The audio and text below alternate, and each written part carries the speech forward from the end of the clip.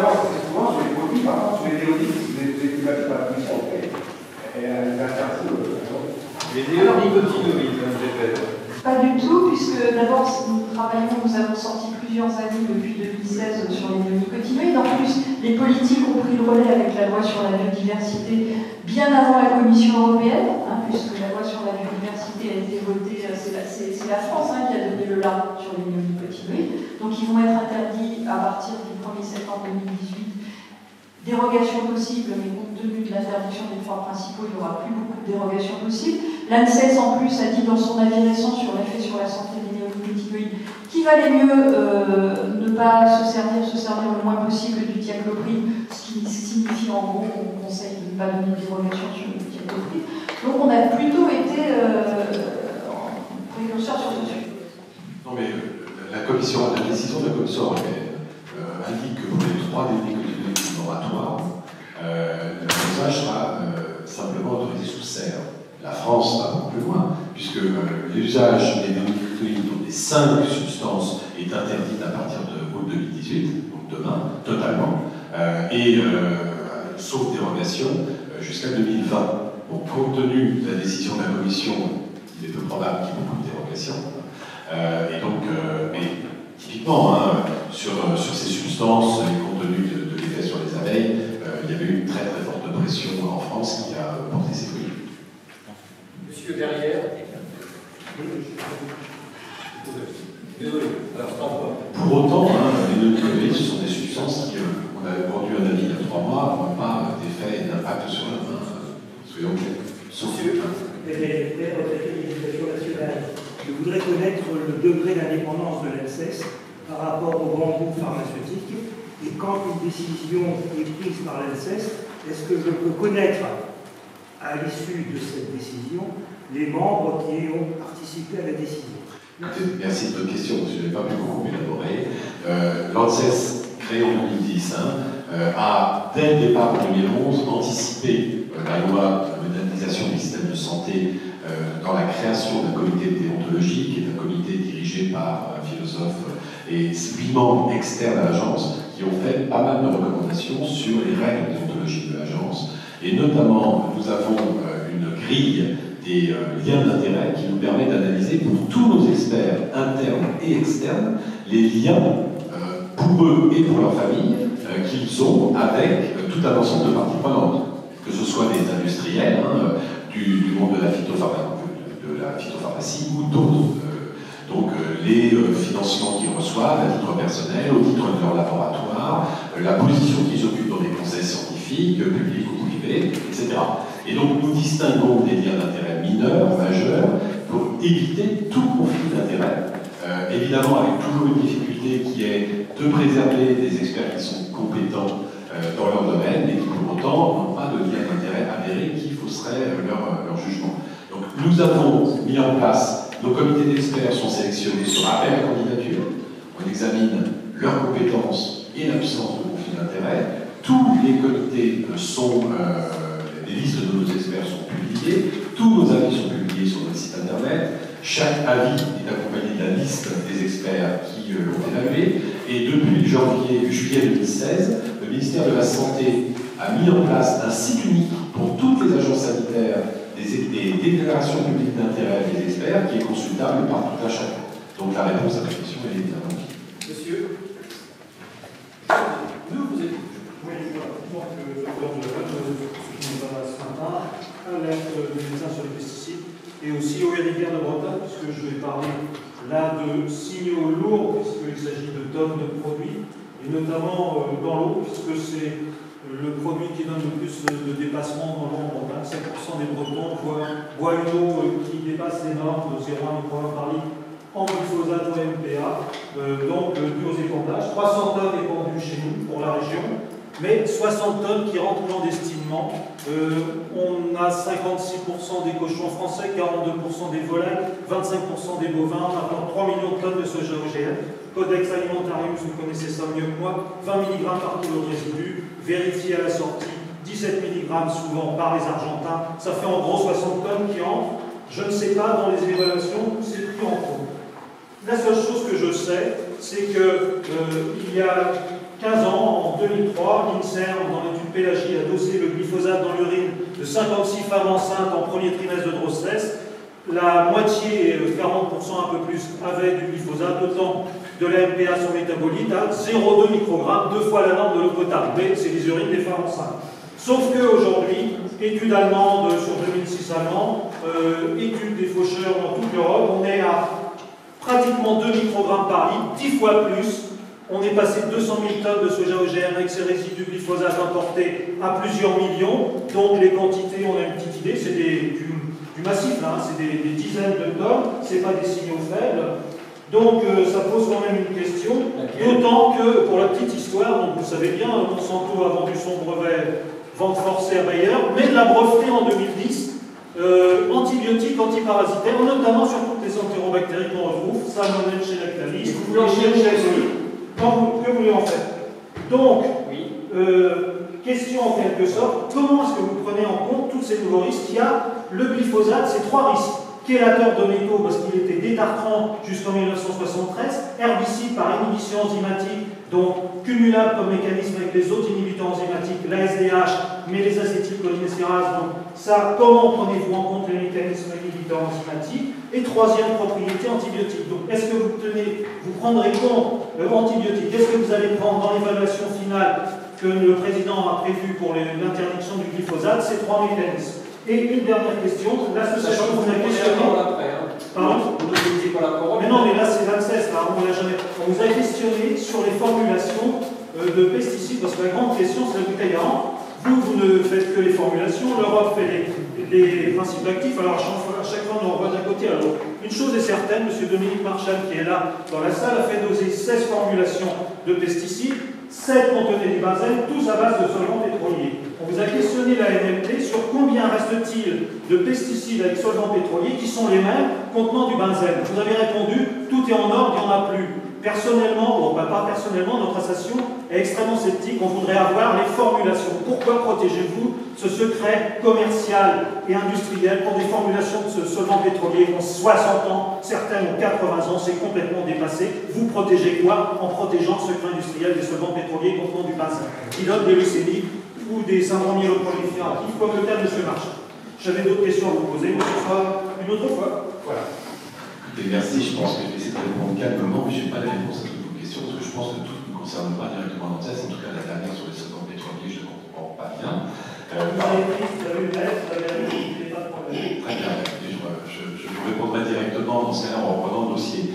Mais en tout état de cause, il y a un certain nombre de choses qui sont prévues, couvertes par le secret industriel et commercial, sur lesquelles l'ANSES, il faut changer la réglementation française, européenne, internationale, et nous, on est tout à fait favorable à ce que toutes les informations soient disponibles. Comment est-ce qu'on prend en compte les risques? Oui, on est tout à fait favorable. Des formulations qui ne peuvent pas communiquer. On ne peut communiquer que ce qui est légalement communicable, c'est pas nous qui faisons la loi, mais pour autant, nous sommes favorables à ce qu'on communique toute information qui puisse être donnée et légalement. Voilà, on ne peut pas, nous, en tant qu'agence publique, vous communiquer des informations qui sont couvertes par la loi, simplement. Mais pour autant, nous, on est évidemment tout à fait favorable à ce que toute information soit publique.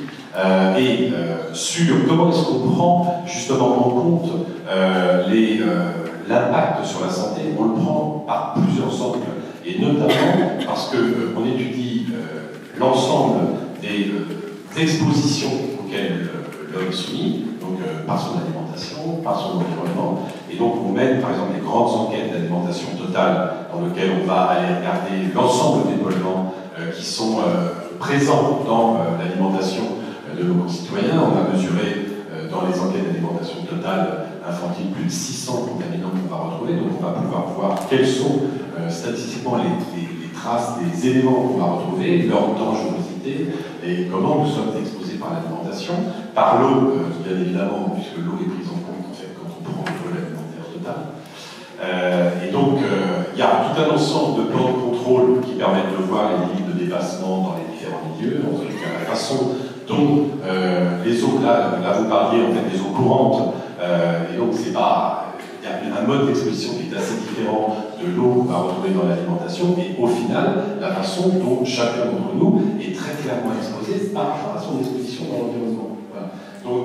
Le glyphosate dans le lait, dans la grande distille, il y a une étude qui vient de sortir, 1,88 microgrammes par litre. Parfait. Ça, c'est concret. Qu'est-ce que vous avez répondu? C'était en février. Cher monsieur, on n'a pas interrogé et on n'a rien à répondre à ça. On n'est pas chargé de contrôler les normes. Non, cher monsieur, nous, on est une agence nationale et c'est pas nous qui faisons les contrôles de premier niveau sur les producteurs, c'est le ministère et les services déconcentrés de l'État qui peuvent vérifier en fait l'adéquation entre les normes et les produits qui sont commercialisés, mais en tout état de cause, ce qui nous intéresse, nous, au regard de l'ensemble des produits qui constituent l'alimentation, dont certains produits, très clairement, si on prend le poisson, on sait tous que le poisson, les métaux lourds dans le poisson sont dans des concentrations qui sont élevées, et bien entendu, c'est une balance bénéfice-risque.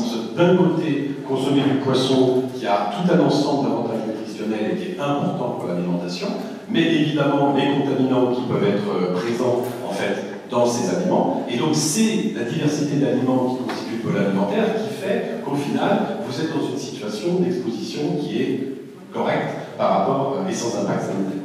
Madame Weber, ensuite Madame Théophile. Oui, très rapidement sur les formules. Nous ne pouvons pas les publier pour des raisons de réglementation internationale, on ne peut pas se mettre hors la loi, et encore une fois, moi aussi je suis tout à fait favorable à les publier si on pouvait, mais nous les connaissons parfaitement, parce que nous n'acceptons aucun dossier d'autorisation de mise sur le marché ou de renouvellement, parce que je vous rappelle que les renouvellements se font tous les 10 ans, on ne laisse pas un produit 50 ans sur le marché sans le réévaluer à la lumière de la science la plus récente.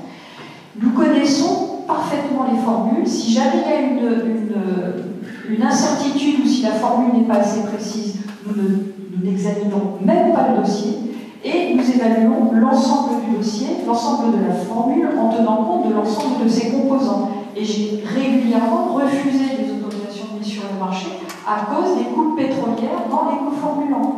Ça, c'est un point que nous prenons vraiment en considération, y compris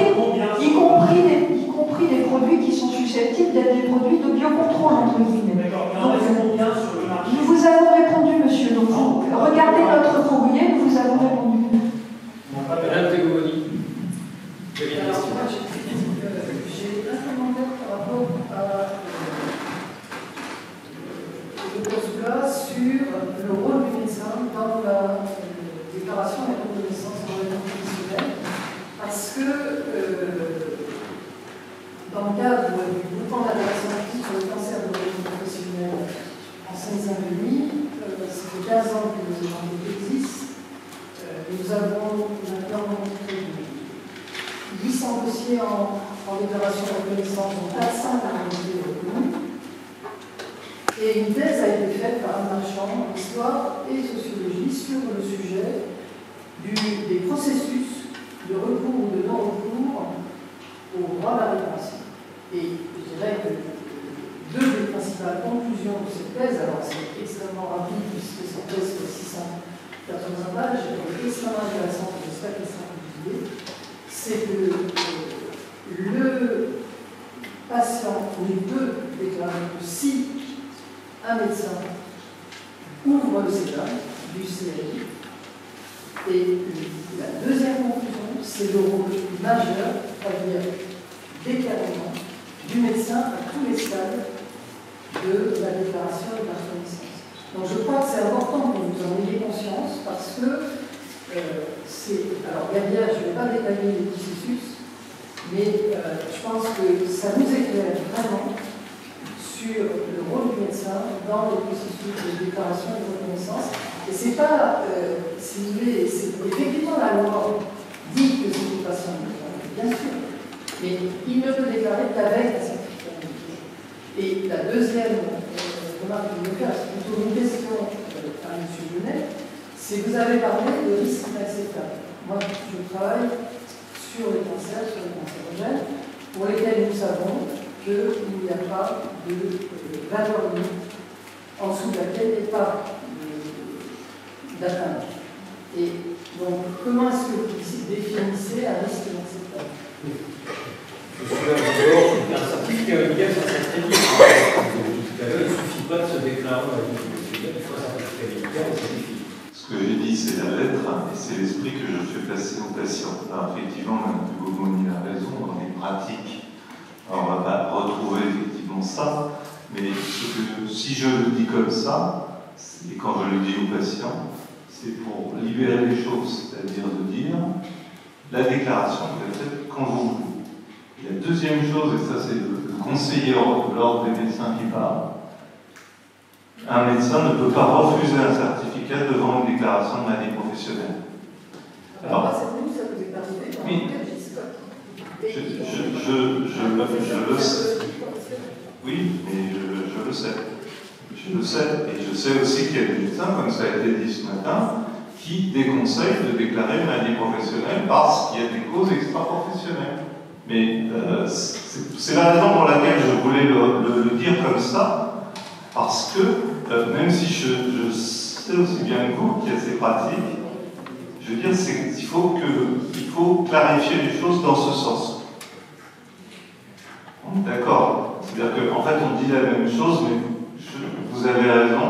Dans la pratique, en effet, on n'observe pas ça, mais il est du devoir, à mon sens, du professeur de médecine, et puisqu'on parle de maladie professionnelle, de rappeler ces règles-là, qui sont des règles à la fois du Code de santé publique, du Code de sécurité sociale et du Code de déontologie.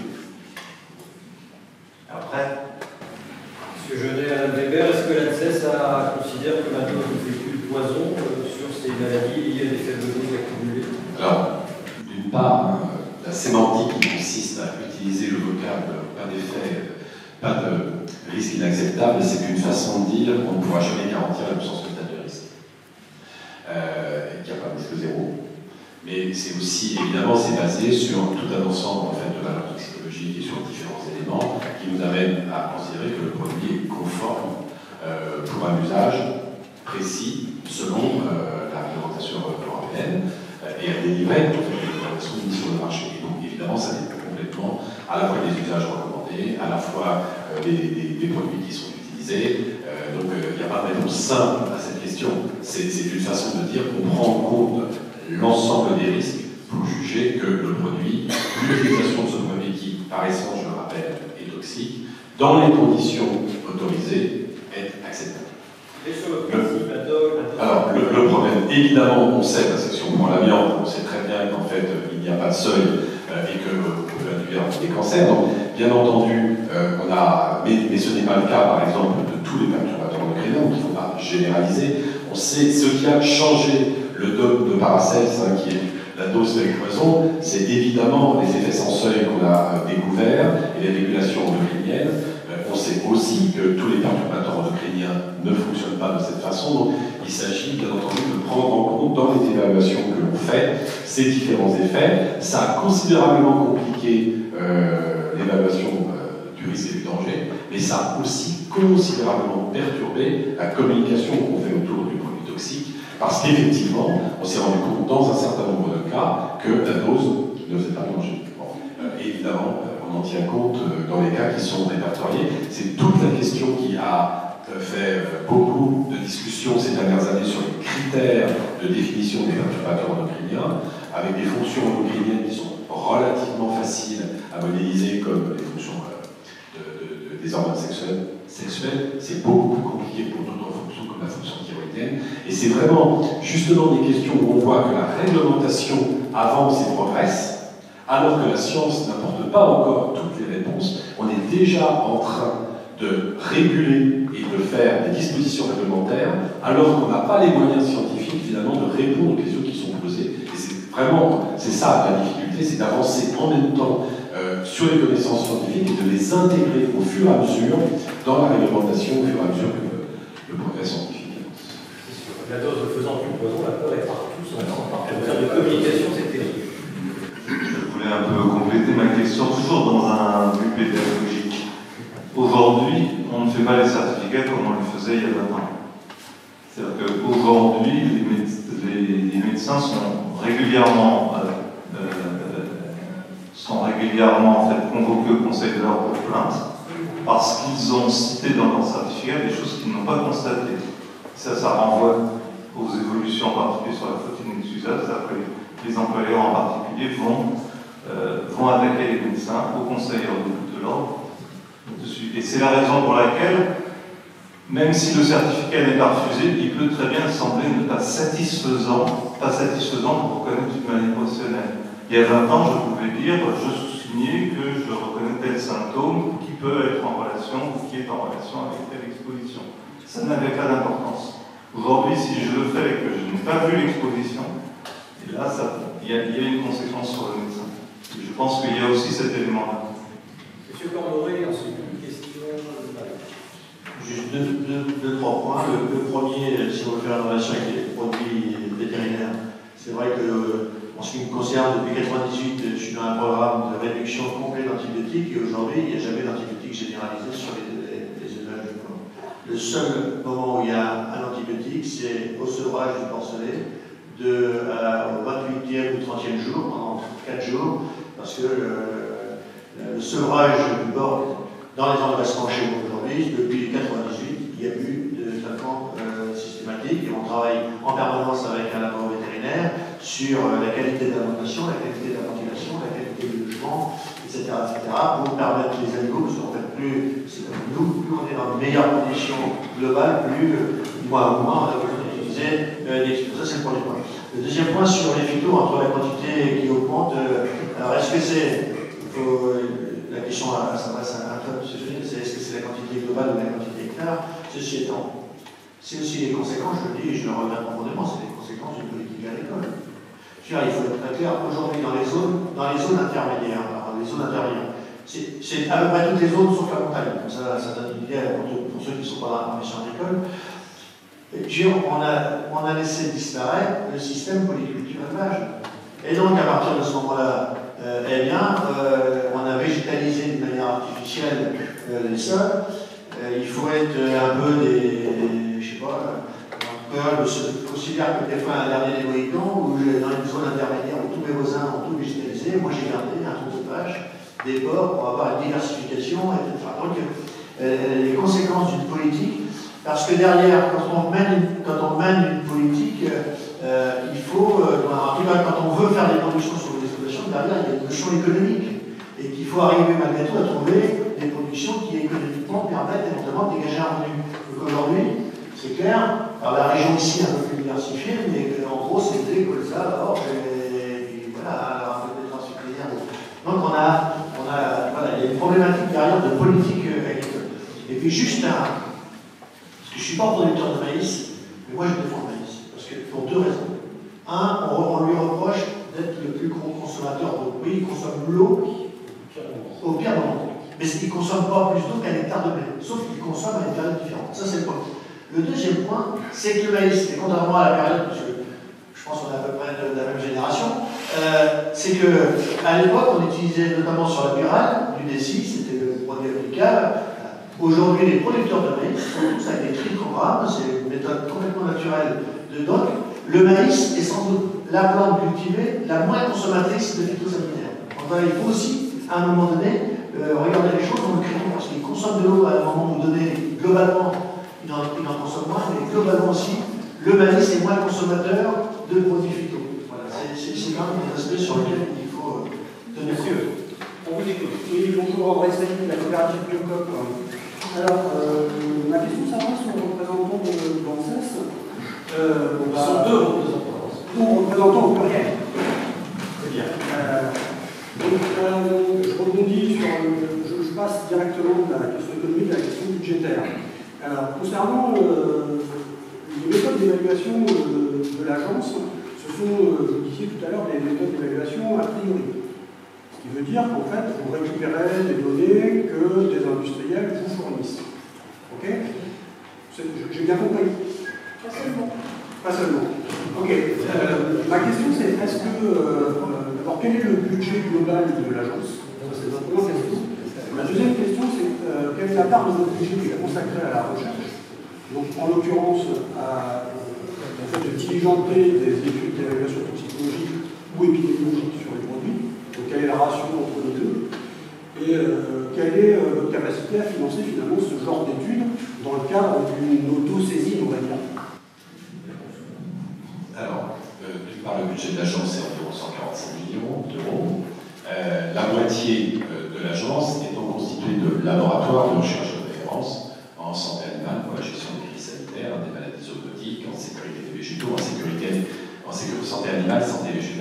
prix des aliments.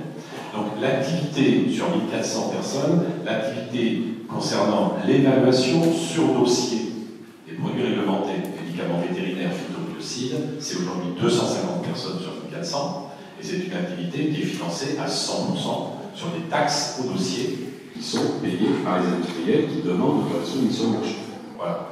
Alors, dans le reste de notre budget, donc ça représente à peu près 30 millions de taxes, sur le reste du budget, nous finançons effectivement des recherches. Nous finançons, grâce à un programme national que nous opérons, qui est le programme national de recherche environnement santé et travail, nous finançons des études.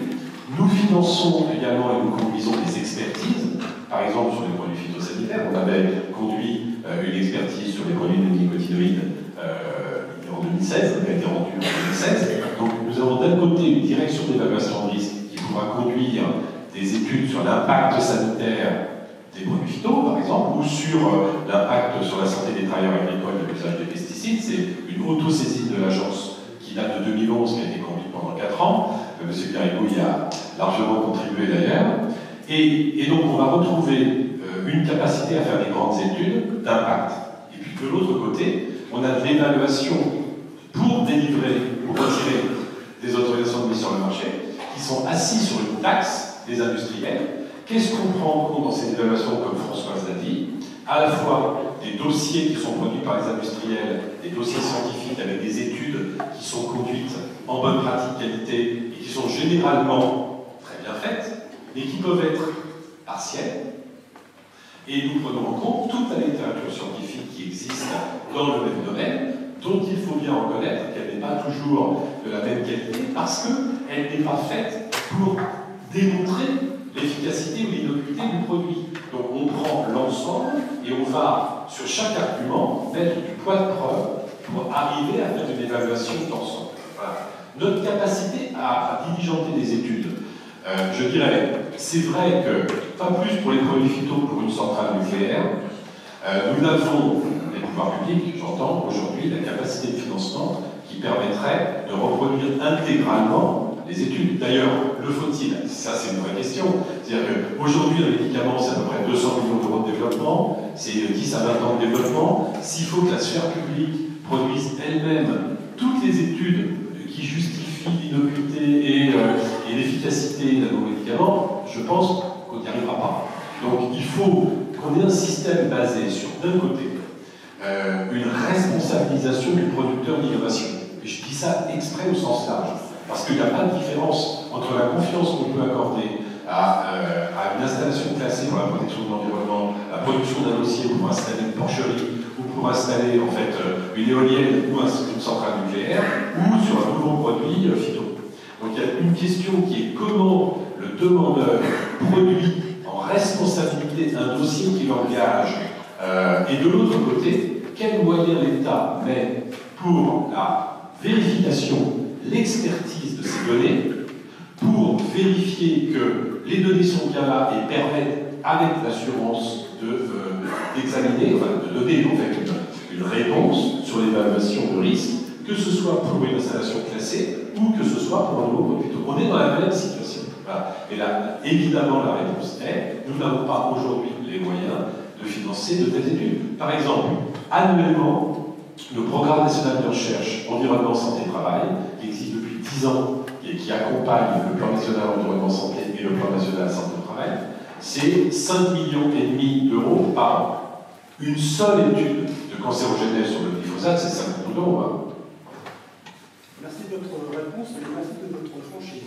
Et c'est pour ça d'ailleurs que l'agence a porté depuis 18 mois une initiative au niveau européen pour arriver au niveau européen à avoir les moyens de répondre à votre question. C'est-à-dire qu'il existe aux États-Unis depuis 25 ans un programme national de toxicologie qui est cofinancé par la FDA, la Food Drug Administration, l'Agence de l'environnement et la NIH, qui est l'Agence de recherche biomédicale, pour cofinancer des études de longue durée, dont des études de cohorte sur des risques émergents, radiofréquences, pesticides, etc. L'Europe ne s'est jamais dotée de tels outils et notre demande qui est portée par les autorités françaises, c'est de constituer au niveau européen un fonds de financement entre les agences sanitaires qui nous permettrait de diligenter des études scientifiques dans des domaines de très forte incertitude. Et aujourd'hui, ça n'existe pas dans le programme de recherche européen. Et ça pose problème en termes d'évaluation du risque si vous n'avez pas suffisamment d'éléments à votre disposition pour pouvoir le faire de manière tout à fait. On va passer à la table ronde suivante. Sans pause, alors vous avez remarqué, c'est un marathon.